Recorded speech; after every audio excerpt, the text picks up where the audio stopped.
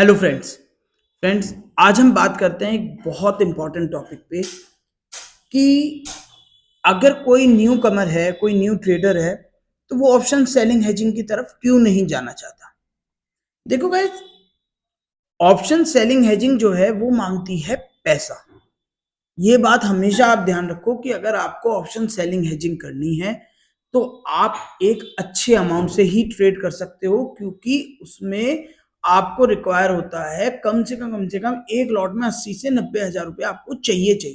80 हजार तो चाहिए ही है, क्योंकि प्रॉपर आप अगर हेजिंग बना के चलोगे ना तो 80 हजार से 1 लाख रुपए निफ्टी का एक लॉट करने में आपको चाहिए। बट गाइस देखो, उसका फायदा क्या होता है।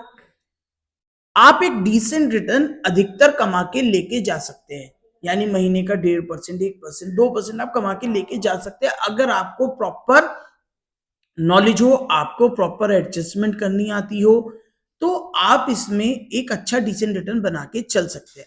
बट अब आप खुद सोचो कि आप 5 लाख रुपए लेके आए, ठीक है। अब मैं कहता हूं कि आपने 1.25% बनाया महीने का, 1.25% से भी आपने 12.5 से 13% बनाया। बट मैं कहता हूं चलो आपने 1.25% से आपने प्रॉफिट बनाया।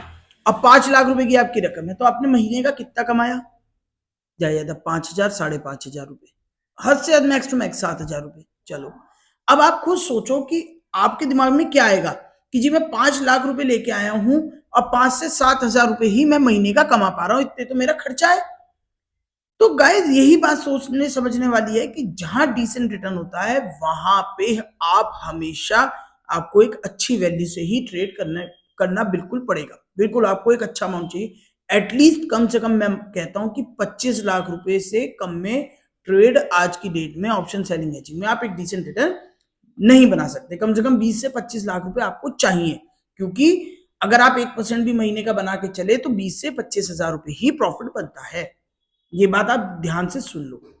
और ऑप्शन बाइंग आपको कमा के पैसा देने की नहीं, इसलिए न्यू ट्रेडर हमेशा ऑप्शन सेलिंग हेजिंग से बचता है और अपना नुकसान करवा बैठता है ऑप्शन बाइंग करके, क्योंकि ऑप्शन बाइंग में थीटा डिके हमेशा मार देता है आदमी को और आपको प्रॉपर टाइम नहीं पता कि किस टाइम मोमेंटम आएगा। ठीक है गाइज, बाकी इस वीडियो को मैं आपको अगली उसमें एक्सप्लेन करूंगा कि मैं आपको उससे प्रॉपर क्या कहना चाहता हूँ। ठीक है गाइज, थैंक यू।